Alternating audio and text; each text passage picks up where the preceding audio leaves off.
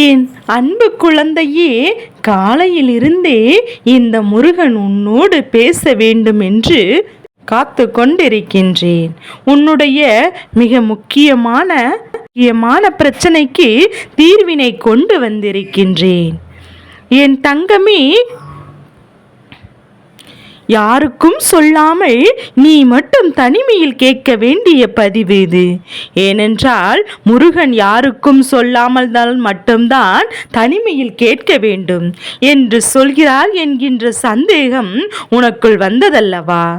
என் அன்பு குழந்தையே, பொதுவாக ஒருவருக்கு வாழ்க்கையில் கஷ்டம் வந்தால் சுற்றி ஓடி வந்து நின்று வேடிக்கை பார்க்கார்கள்.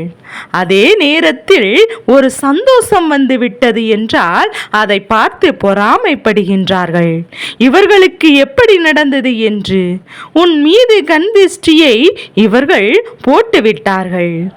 இப்படி உன்னுடைய வாழ்க்கையில் உனக்கு ஒரு நல்லது நடந்து விட்டது என்றால் தீய எண்ணங்களோடு என் பிள்ளை நீ உன்னை சுற்றி சுற்றி வருகின்ற இவர்களுக்கு ஒருபோதும் நான் நல்லதை நடத்தி கொடுக்க மாட்டேன். உன்னுடைய பிரச்சனைகள் முடிந்துவிட்டது என்று என்பதை பற்றி தெரிய வேண்டிய அவசியம் இல்லை என்று உன் அப்பன் நான் நினைத்தது என்னிடத்தில் யாரிடத்திலும் சொல்லாமல் நீ தனிமையில் கேட்க வேண்டும். என் அன்பு குழந்தையே, ஏனென்றால் இந்த விடியல் நான் உன்னோடு பேச காத்து கொண்டிருக்கின்ற விடியலாகும். முக்கியமான காரணம் என்ன தெரியுமா? இத்தனை நாளும் ஒரு பிரச்சனைக்குள் சிக்கி தவித்து இதிலிருந்து விடுபட நீ விடை தேடி இந்த முருகன் முன்னால் வந்து நின்று கொண்டிருந்தாய் அல்லவா? உன்னுடைய இந்த நம்பிக்கைக்கு இன்று இந்த முருகனிடத்திலிருந்து உனக்கான தீர்வு கிடைக்கப் போகின்றது. எதையுமே மறைக்கக்கூடிய குணம் உனக்கு நிச்சயமாக கிடையாது. யார் உன்னிடத்தில் வந்து என்ன கேட்டாலும் பட்டென்று அதனை சொல்லிவிடுகின்றாய். ஆனால் பின்விளைவுகள் என்னவென்பதையும் யோசிப்பது கிடையாது. பின்விளைவுகள் உனக்கே எதிராக திரும்பிவிடலாம் என்பது கூட புரியாமல் நீயும் உன் மனதில் பட்டதையெல்லாம் அப்படியே பேசிவிடுகின்றாய்.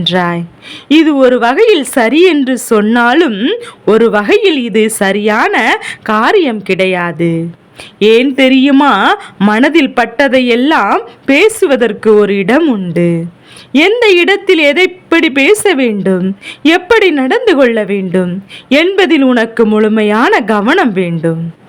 என் அன்பு குழந்தையே, என்ன நடந்தாலுமே இந்த வாழ்க்கையில் நம்மை சுற்றி வருகின்ற ஒவ்வொரு விஷயங்களையும், நம்மை சுற்றி நடக்கின்ற ஒவ்வொரு பிரச்சனைகளையும் நான் தெளிவாக தெரிந்து கொண்ட பிறகுதான் அதற்குள் முழுமையாக இறங்க வேண்டும். எந்த இடத்தில் பேசினால் இது பிரச்சனையாக மாறாது, எந்த இடத்தில் பேசினால் இது பிரச்சனையாகிவிடும் என்பதையும் புரிந்து தெரிந்து கொள்ள வேண்டும். அதனை பேசியிருக்க வேண்டும். ஆனால் அது என்ன செய்வது? உன்னால் கட்டுப்படுத்த முடியாமல் நீ பேசிவிடுகின்றாய். அதன் பிறகு உன்னை சுற்றி இருப்பவர்கள் எல்லோருமே உன்னை ஒன்று போல பார்க்கின்றார்கள். இதுவெல்லாம் உனக்கு தேவையா என்று கேள்வி கேட்பது போல எல்லோருடைய பார்வையும் உன்னை சுற்றி சுற்றி இருக்கின்றது. அப்போது கூட என் பிள்ளைக்கு என்ன எண்ணங்கள் தோன்றுகிறது தெரியுமா? நாம் சரியாக தானே பேசினோம், நாம் சரியாக தானே நடந்து கொண்டோம், எதற்காக இவர்கள் நம்மை இப்படி பார்க்கிறார்கள் என்ற எண்ணம்தான் உனக்குள் தோன்றுகின்றது. நீ சரியாக தான் நடந்தாய் என்பது இந்த முருகன் எனக்கு தெரியும் அல்லவா?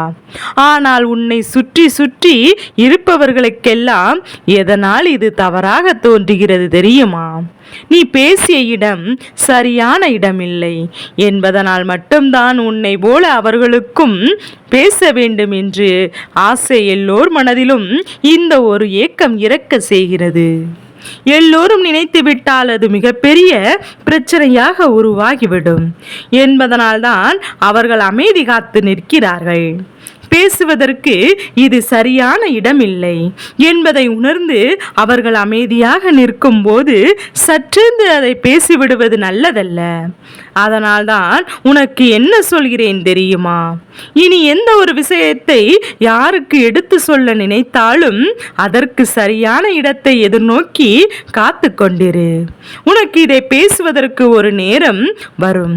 எப்படி 4 பேர் மத்தியில் உன்னை ஒருவர் அவமானப்படுத்தினார்களோ, உன்னை தாழ்த்தி கொள்ள முடியாதோ, அதே போலதான் மற்றவர்களுக்கும் என்பதை நீ புரிந்து கொள்ள வேண்டும். உன்னுடைய வாழ்க்கையில் உனக்கு கிடைக்கின்ற ஒவ்வொரு விஷயங்களையும் என்னவென்று தெளிவாக புரிந்து கொள். அதற்கு ஏற்றார் போல நீ நடக்க தொடங்கிவிட்டாயானால் உன் மனது உன்னுடைய கட்டுக்குள் வந்துவிடும். உன்னை மீறி எந்த விஷயமும் இந்த வாழ்க்கையில் நடக்கக்கூடாது என்றுதான் உன் அப்பன் நான் சொல்கின்றேன். நான் இப்போது ஏற்பட்ட இந்த பிரச்சனையை உனக்கு தீர்த்து வைக்கிறேன். உன்னை தவறாக நினைத்தவர்களுக்கும் உன்னுடைய உண்மையான எண்ணத்தை புரிய வைக்கிறேன். இது நிச்சயமாக சரியாகிவிடும். ஆனால் இனிமேல் வரக்கூடிய சூழ்நிலைகளை எல்லாம் சரியாக புரிந்து கொண்டு எதை செய்தாலும் அதை நன்றாக யோசித்துவிட்டு அதன் பிறகு நீ செய்துவிட்டால் போதும் என்றுதான் உன் அப்பன் முருகன் நான் சொல்கின்றேன். என் அன்பு குழந்தையே, நீ என்னுடைய குழந்தையாக இருக்கும் பட்சத்தில் எப்போதுமே பேசுகின்ற வார்த்தைகளில் கவனமாக இருக்க வேண்டும் என்று பலமுறை நான் சொல்லி இருப்பது உன்னுடைய மனதிற்குள் எப்போதுமே இருக்கும். நீங்காத கஷ்டங்களோடும் நீங்காத துன்பங்களோடும் இந்த வாழ்க்கையில் எப்போதுமே நின்று கொண்டிருக்காமல் உன்னை சுற்றி வருகின்ற ஒவ்வொரு விஷயங்களையும் அந்த நேரத்திலே நீ புரிந்து கொண்டு அதற்கு தீர்வினை தேடத் தொடங்க வேண்டும். அதை பிரச்சனையாக மாற்றிவிட ஒரு நாள் முயற்சி செய்யாதே. உன்னுடைய மனது என்னவென்று இந்த முருகன் எனக்கு நன்றாக தெரியும். நீ எதை பற்றி யோசிக்கின்றாய் என்பதும் உன் அப்பன் எனக்கு நன்றாக தெரியும். அப்படி இருக்கும்போது எதற்காகவும் வருத்தப்பட்டு நிற்காதே. எல்லாவற்றிற்கும் நான் உனக்கு தீர்த்து கொடுப்பேன். அது மட்டும் உனக்குள் இருந்து விட்டால் போதும். இந்த முருகனின் அன்பும் அருளும் உன் வாழ்க்கையில் உனக்கு நிலையாக நிற்பதை உன்னால் புரிந்து கொள்ள முடியும். இந்த விடியலில் உன்னை தேடி வந்து இதை இந்த முருகன் சொல்கிறேன் என்றால் நான் உன் மீது கொண்டிருக்கின்ற அன்பை நீ நிச்சயமாக உணர்ந்து கொள்வாய். நம்பிக்கையில்தான் ஒவ்வொரு நாளும் ஒவ்வொரு விஷயங்களும் இந்த வாழ்க்கையில் உன்னை தேடி உன்னை நல்வழிப்படுத்த வழிக்கு அழைத்து வந்து கொண்டிருக்கிறேன் என்பது எப்போதும் நினைவில் இருக்கட்டும். நீ நினைக்கலாம் நாம் தான் எல்லாம் அறிந்தவர்கள் என்று. ஆனால் உன்னை விட எல்லாம் தெரிந்தவர்கள், உன்னை விட எல்லா விஷயங்களையும் உணர்ந்தவர்கள் என்று இங்கு நிறைய பேர் இருக்கிறார்கள் என்பதையும் புரிந்து கொள். எதுவாக இருந்தாலும் தனக்கு கீழேயும் நிறைய பேர் இருக்கிறார்கள், தனக்கு மேலேயும் நிறைய பேர் இருக்கிறார்கள் என்பது எப்போதும் நினைவில் இருக்கட்டும். மேலே உள்ளவர்களை கண்டு ஏக்கம் கொள்ளாதே. கீழே உள்ளவர்களை ஒரு நாளும் ஏளனமாக பார்க்காதே. இந்த ஒரு குணம் மட்டும் உனக்கு இருக்கிறது என்றால் இந்த வாழ்க்கையில் எப்போதும் உனக்கு எந்த ஒரு தோல்விகளும் வராது. அப்படியே ஒரு தோல்வி வந்தாலும் நிச்சயமாக மேலே இருப்பவனும் கீழே இருப்பவனும் உனக்கு உதவி செய்வார்கள் என்பதையும் மறந்து விடாதே.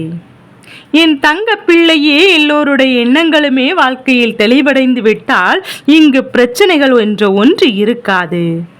ஆனால் குழப்பங்கள் அதிகமாக வருவதனால்தான் வாழ்க்கையில் வேதனைகளும் அதிகமாக வந்து கொண்டிருக்கிறது.